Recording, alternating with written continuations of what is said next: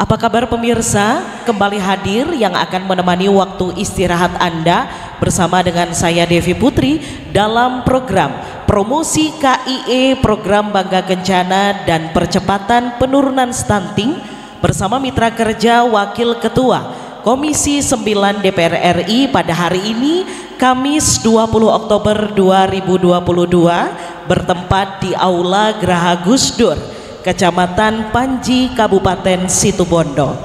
Pemirsa, perlu kita ketahui bersama bahwa stunting bukanlah sebuah penyakit, tetapi kondisi gagal tumbuh yang dialami oleh anak dikarenakan kekurangan gizi kronis. Maka dari itu perlu kita cegah, salah satunya dengan cara pengasuhan balita secara optimal. Maka dari itu sesuai dengan tema kita hari ini, pengasuhan balita optimal untuk mencegah dan menanggulangi stunting, dengan ketiga narasumber kita yang luar biasa. Salah satunya adalah tokoh inspiratif, wakil rakyat yang peduli sekali terhadap penurunan stunting. Kita sapa dengan bangga Wakil Ketua Komisi 9 DPR RI, Ibu Dr. Hajah Nihayatul Wafiroh MA. Dan narasumber kita yang kedua, beliau selaku Koordinator Bidang Admin BKKBN Provinsi Jawa Timur, Ibu Dr. Anda Sofia Hani MM. Narasumber kita yang ketiga, selaku Kabidalduk Advokasi dan Penggerakan Dinas P3 AP2KB Kabupaten Situbondo, Ibu Insinyur Wiwi Mulyaningsih MSI. Bagaimana kabarnya hari ini Ibu, sehat? Alhamdulillah sehat semuanya. Bagaimana tanggapan dari Wakil Ketua Komisi 9 DPR RI, bisa disampaikan? Terima kasih Mbak Devi. Jadi seorang anak itu tidak memilih untuk dilahirkan, tapi orang tua yang memutuskan bahwa orang tua ingin memiliki anak. Oleh sebab itu memiliki anak ini harus memang direncanakan jauh-jauh hari. Apakah kondisi psikologis, kondisi mental, dan kondisi finansial orang tua ini sudah siap memiliki anak atau tidak. Jangan sampai ketika anak lahir kondisi psikologis, finansial, mentalnya tidak siap, sehingga menjadikan anak tersebut tidak mendapatkan hak-haknya. Ini yang paling penting sebagai orang tua itu adalah sekolah yang tidak pernah berhenti. Sekarang mungkin kalau bayi baru lahir kita belajar bagaimana menyusui, lalu kemudian bagaimana mengajarkan anak tengkurap dan sebagainya, sampai anak kita umur 20-30 pun kita juga masih terus belajar. Ibu bapak yang saya hormati, mendidik anak, merawat anak itu bukan tugas ibu, tapi tugas orang tua. Dalam artian bapak dan ibu harus memiliki peran yang sama. Kekurangan kasih sayang dari ibu ini akan menurunkan intelijensi atau kecerdasan anak, karena ibu itu madrasah pertama bagi anaknya. Kalau dalam hadis al-ummu al-madrasah al-ula, ibu itu adalah madrasah pertama bagi anaknya. Kekurangan kasih sayang dari bapaknya, anak akan tumbuh menjadi pribadi yang kasar, pribadi yang tidak punya kepedulian bagi orang lain. Oleh sebab itu kedua orang tua harus memiliki kepedulian dan perhatian pada anak. Jadi mohon maaf bapak-bapak tidak bisa sembarangan bilang ya udah itu urusannya ibu, urusan sudah imunisasi atau belum, urusan dikasih makan apa itu urusan ibu. Tidak bisa seperti itu, karena itu adalah tugas ibu dan bapak. Bapak ibu yang saya hormati, di samping itu kita harus tahu betul kebutuhan anak. Kebutuhan itu seperti apa? Anak itu sebenarnya ketika lahir butuhnya apa sih gizinya? Apakah anak baru lahir itu sudah butuh pisang yang diulek-ulek itu kan? Kalau orang kampung kan anak baru lahir baru 40 hari sudah disuapin sama pisang biar kenyang, biar tidak nangis. Padahal kondisi tubuh bayi, organ tubuhnya belum bisa menerima makanan yang berat. sebenarnya bayi umur 0 sampai 6 bulan itu hanya butuh ASI saja, tidak butuh makanan yang lainnya. Kalau anak merasa kurang kenyang, harus bisa jadi ASINya tidak berkualitas. ASI tidak berkualitas seperti apa? Seorang ibu menyusui tapi makanannya tidak berkualitas, makanannya tidak ada proteinnya, tidak ada gizinya, otomatis ASINya pun juga tidak berkualitas. Ini yang perlu kita support bersama. Di samping itu walaupun yang menyusui ibu, tapi support dari bapak ini penting sekali, karena biasanya ibu yang kondisinya tidak tenang, ASINya juga tidak akan lancar. Apalagi ibu yang terus dimarah-marahin sama bapaknya, ada persoalan dalam keluarganya, bisa dipastikan ASINya tidak lancar. Kalau ASINya tidak lancar, otomatis anaknya bisa kurang gizi, bisa jadi stunting, Mbak. Betul, disampaikan terima kasih banyak untuk penyampaiannya Ibu. Pengasuhan yang optimal ini yang baik seperti apa? Akan kita bahas bersama dengan BKKBN Provinsi Jawa Timur. Tetaplah bersama kami.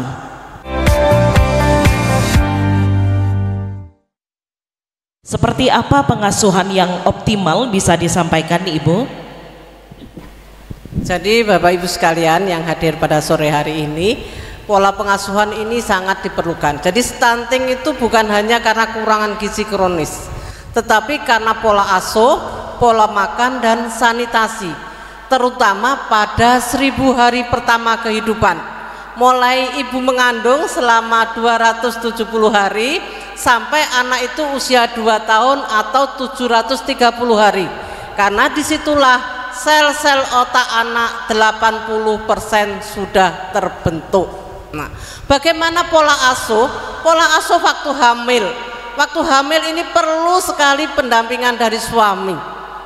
Misalnya ketika harus periksa ke fasilitas kesehatan minimal 6 kali oleh pemerintah dianjurkan. Nah, ini kalau bapak-bapak ikut mendampingi ketika periksa kesehatan ke Bu Bidan, ke Bovaskes, jelas istrinya akan merasa tenang dan nyaman. Ini akan mempengaruhi janin yang ada di kandungan, seperti itu. Setelah anak itu lahir, ketika anak itu belum bisa bicara, mungkin dengan pemberian ASI eksklusif selama 6 bulan tanpa makanan tambahan, disitulah seorang istri akan memberikan kasih sayang yang sempurna. Mungkin waktu menyusui dengan ditatap matanya, diajak tersenyum, karena anak belum bisa belum bisa diajak bicara. Setelah anak usia 6 bulan sampai usia 2 tahun, wajib selain makanan ASI, minuman ASI, baru boleh diberi makanan tambahan selain ASI. Makanan tambahan apa? Tadi sudah disampaikan oleh Bu Nihaya, yaitu antara protein, lemak, karbo, itu harus seimbang. Apalagi di Situbondo ini luar biasa ya, untuk makanan ikan ini kan sangat baik untuk anak-anak kita. Pola asuhnya bagaimana? Ini juga peran laki seorang ayah dan seorang ibu. Misalnya seorang ayah wajib ngajak main anaknya, jangan dibiarkan ibunya saja yang ngajak dialog anaknya. Mungkin anaknya belum bisa diajak bicara, tetapi mungkin dengan didengarkan nyanyian dari orang tua, anak akan merekam. Karena apa? 80% sel-sel otak anak ini sudah terbentuk di usia 2 tahun. Sisanya 20% adalah terbentuk ketika anak itu umur 7 tahun, 90%. Setelah itu sisanya. Jadi di usia 2 tahun inilah anak-anak akan kelihatan apakah anak kita itu stunting atau tidak. Untuk melihatnya di mana? Ya hadir di posyandu. Di sana akan dilakukan pengukuran dan penimbangan. Dilihat kesehatannya, dilihat kemampuan motoriknya. Nah, kalau di sana sudah diketahui terindikasi stunting, insya Allah nanti Bu Bidan akan memberikan penyuluhan. Stunting karena apa? Mungkin karena pola makannya tadi, atau apa? Pola asuhnya, ibunya mungkin tidak memberi makanan yang harusnya gizinya seimbang. Mungkin ibunya tidak pernah ngajak dialog anaknya. Anak ini kan kalau ibunya cerewet, ngajak ngomong, tetapi ngomongnya yang baik-baik, insya Allah ini akan terekam ke anak kita.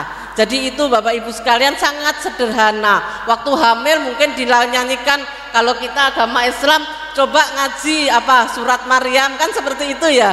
Padahal itu sebenarnya adalah bagus untuk didengarkan oleh janin kita, karena suara-suara itu adalah membentuk sel-sel otak di anak kita. Dan selanjutnya selama 2 tahun. Jadi kami titip ibu-ibu, bapak-bapak yang hadir di sini, monggo kita ada program namanya Bina Keluarga Balita di kegiatan Posyandu.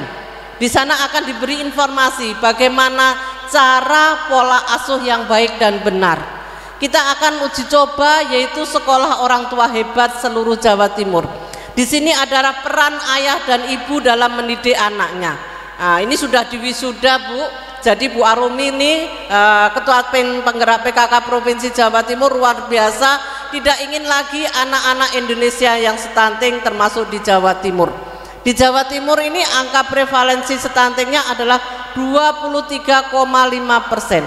Di antara 4 balita yang lahir, 1 dalam kondisi stunting. Nah, ini menjadi persoalan kalau kita ingin adalah SDM yang berkualitas, yang tadi sudah disampaikan secara jelas oleh Bu Nihaya. Terima kasih Mbak Devi. Dengan adanya peningkatan IT yang sangat cepat ini Ibu, pengasuhan balita yang harus diwaspadai terhadap pengaruh IT tersebut seperti apa Ibu?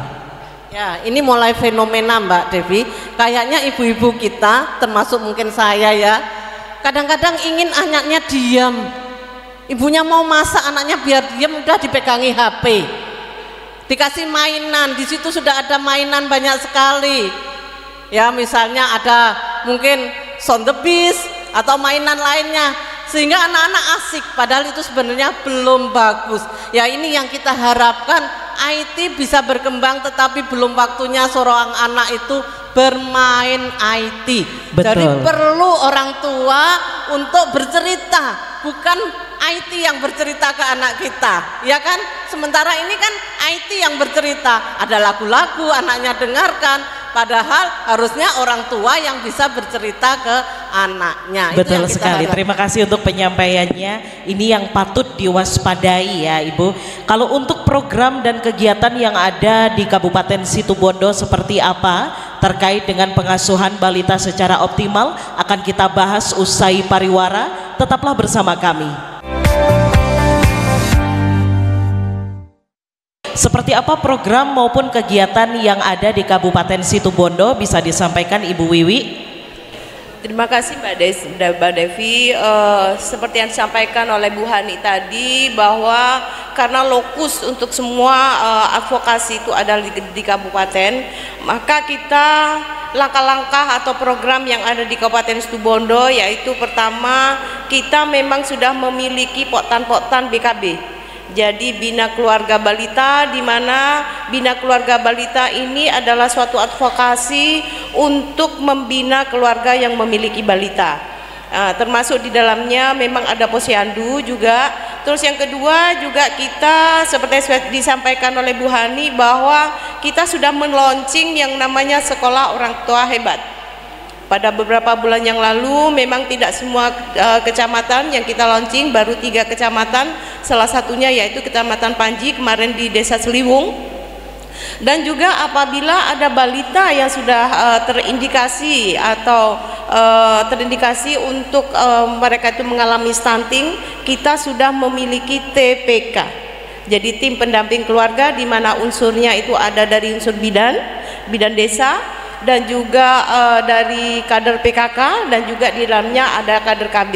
Jadi itu yang akan menangani apabila ada bayi terindikasi stunting. Ibu Nihaya bisa menanggapi tentang permasalahan tersebut? Iya, memang seperti saya katakan tadi, stunting itu mulanya dari salah satunya adalah pernikahan anak, pernikahan dini. Jadi ketika pernikahan dini ini efeknya pasti dengan angka kematian ibu, angka kematian bayi, dan stunting. Di samping itu salah satu penyebab stunting yang terkait dengan ketika bayi sudah lahir adalah persoalan budaya kita. Bukan hanya soal sesudah lahir, tapi sejak ibu mengandung seorang bayi. Budaya seperti apa? Mohon maaf ibu bapak, di budaya kita ini masih sering berpikir bahwa suami yang bekerja di luar harus mendapatkan porsi lebih banyak makanan yang bergizi dan berprotein. Mohon maaf kalau kita sekarang lagi musim mauludan nih ya, mauludan, musim orang nikah, pulangnya biasanya membawa berkat ya. Pulang bawa berkat, ada telur, ada daging, ada ayam paling tidak. Biasanya kita ibu-ibu lebih mengutamakan untuk memberikan makanan-makanan tersebut kepada bapaknya karena berpikir bapaknya sudah seharian kerja di luar, kerja di sawah, kerja di laut dan sebagainya. Mereka lupa bahwa ada anaknya yang membutuhkan makanan tersebut, ada istrinya yang sedang hamil yang membutuhkan makanan tersebut. Karena seorang perempuan yang hamil itu sebenarnya gizinya double yang dibutuhkan untuk dirinya dan untuk bayi yang dikandungnya. Jadi budaya-budaya seperti ini yang harus mulai kita rubah. Stunting ini penyebab stunting bukan hanya soal kemiskinan saja, bukan hanya pernikahan dini, tapi juga soal pendidikan dan budaya dan juga lingkungan. Ibu bapak, lingkungan seperti apa, sanitasinya seperti apa, kondisinya. Kalau sanitasinya jelek pasti juga akan mempengaruhi kesehatan. Nah, kami di Komisi 9 terus mendorong bagaimana stunting ini menjadi program yang bukan hanya milik BKKBN. Walaupun memang beberapa tahun lalu kita sudah memberikan semacam keputusan bersama di Komisi 9 bahwa kita minta Presiden untuk menjadikan BKKBN sebagai leading sektor untuk penanganan stunting. Dan sekarang ini anggaran stunting sudah bukan hanya di BKKBN, walaupun BKKBN leading sektornya, tapi di seluruh kementerian dan lembaga mulai, dan juga pemerintah daerah mulai Pemprov, lalu pemerintah kabupaten dan kota. Ini menunjukkan keseriusan dari pemerintah untuk menangani stunting, untuk mencapai tahun 2014 penurunan stunting bisa mencapai 14%. Saat ini stunting di Indonesia masih 24%, 24,4%. Masih butuh perjuangan luar biasa untuk mencapai target dari Presiden 2024 menjadi 14%, Mbak. Betul. Kalau untuk di Kabupaten Situbondo maupun di Jawa Timur, peran serta dari tokoh masyarakat seperti apa menurut pandangan Ibu? Nah, tokoh masyarakat ini memiliki kunci yang luar biasa sebenarnya, karena tokoh masyarakat ini menjadi rujukan bagi masyarakat untuk segala problemnya. Jadi saya percaya orang Situbondo ini kalau mau menanam jagung saja, ini pasti tanya ke kiai, tanya ke bunyai, tanya ke ustadz ustadzah, kapan nanam jagung yang tepat. Mau membangun rumah ini, mau meletakkan batu pertamanya itu Sabtu Pon atau Minggu Legi atau kapan, ini pasti juga akan tanya ke kiai. Apalagi soal pernikahan pasti akan tanya kiai. Jadi saya berharap para kiai ini punya komitmen bersama untuk tidak menikahkan warganya yang usianya di bawah 19 tahun. Dan yang kedua, saya berharap para tokoh agama ini ketika menyampaikan materi, mulai khutbah, menyampaikan dakwah di masyarakat, materinya mungkin bukan hanya soal haram dan halal, soal syariah saja, tapi juga soal penanganan stunting ini. Karena saya yakin yang disampaikan oleh para tokoh agama, tokoh masyarakat ini pasti akan mempengaruhi masyarakat dan bisa diikuti oleh masyarakat. Karena persoalan stunting ini bukan hanya persoalan DPR saja, bukan hanya persoalan dari dinas dan BKKBN saja, tapi ini persoalan seluruh masyarakat. Kalau kita membiarkan stunting ini terus ada, saya tidak bisa membayangkan 50 tahun lagi, 40 tahun lagi negara Indonesia ini akan seperti apa. Karena banyaknya warganya yang tidak bisa memimpin, yang tidak bisa bekerja dengan baik, yang tidak berkualitas karena mereka masih stunting. Baik, jadi kita sebagai masyarakat harus bersinergi dengan pemerintah untuk bersama-sama memberantas stunting di Indonesia. Jangan kemana-mana, usai jeda kami akan segera kembali. Kami persilahkan kepada dua penanya untuk bertanya. Silahkan Bapak. Assalamualaikum warahmatullahi wabarakatuh. Waalaikumsalam warahmatullahi wabarakatuh. Terima kasih atas kesempatannya. Di sini saya sebelumnya ingin memperkenalkan diri. Nama saya Franky Nurholis dan saya warga asli Situbondo. Nah, saya di sini sebagai kaum pria sangat bersyukur sudah diberikan kesempatan bisa mengikuti tentang seminar promosi KI program BKKBN. Nah, di sini saya tertarik tadi kutipan oleh narasumber bahwasanya menyebutkan mengenai tentang pernikahan dini. Nah, perlu diketahui Ibu, di Situbondo sudah ada peningkatan, pengadilan agama memberikan dispensasi atas pernikahan yang seharusnya belum dinikahkan umurnya. Ini disebabkan karena banyak orang tua di Situbondo khususnya Ibu masih tunangan sudah dinikahkan siri. Nah, di sini sampai di mana karena pernikahan dini sangat ada sangkut pautnya dengan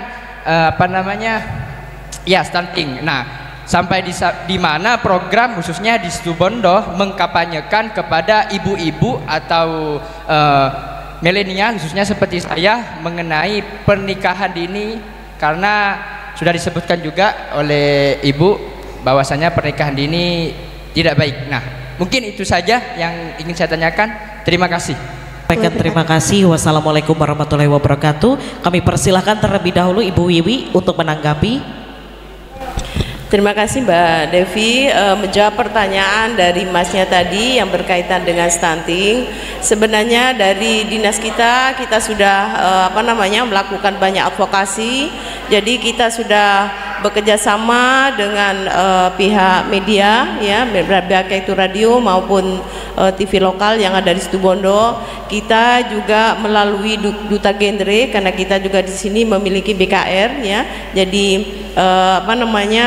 kita juga memakai leaflet. Jadi silakan jenengan kalau misalkan yang para muda ini ingin memiliki atau ingin menyebarkan informasi-informasi tersebut, itu kami memiliki balai yang namanya Balai Penyuluhan KB itu di masing-masing kecamatan.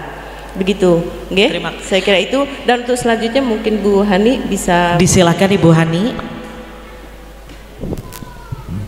Jadi sebenarnya kita sudah kerjasama dengan Kementerian Agama dan semua lintas sektor termasuk KUA untuk menghindari pernikahan dini ini. Cuman kadang-kadang memang ketika di KUA tidak boleh masyarakat masih melakukan pernikahan siri. Padahal jelas pernikahan siri nanti akan merugikan perempuan. Karena kalau ada persoalan rumah tangga tidak ada akan perselesaian dari negara. Seperti itu. Dan tadi sudah disampaikan, kami punya program di sekolah-sekolah sebenarnya. Ada sekolah siaga kependudukan, ada PIK remaja, jalur sekolah dan jalur masyarakat. Disitulah kita ingin menyadarkan remaja-remaja kita untuk tidak melakukan pernikahan dini dan mengingatkan orang tua untuk tidak memaksa anaknya menikah dini. Karena kalau menikah dini persoalannya cukup rumit. Baik itu tadi dari segi ekonomi apakah sudah siap, dari segi spiritual apa sudah siap, dan dari segi banyak hal. Nah, ini sudah kami sasar di sekolah-sekolah, mulai dari sekolah SMP, SMA, MAN, madrasah, juga di lingkungan masyarakat seperti itu, supaya tidak ada lagi pernikahan dini. Dan kami ada program Bina Keluarga Remaja. Ibu-ibu yang punya remaja kami harapkan ikut program itu supaya tahu apa sih dampak kalau menikahkan anaknya sebelum usia 19 tahun. Itu Mbak Devi. Baik. Nah, yang kedua tadi kaitannya bagaimana kalau itu genetik. Sebenarnya stunting atau genetik ini bisa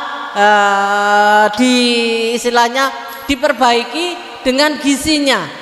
Kita ingat negara Jepang ini kan termasuk penduduknya yang kecil-kecil ya waktu menjajah kita. Tetapi sekarang penduduk Jepang sudah tinggi-tinggi, tidak ada yang kecil-kecil lagi.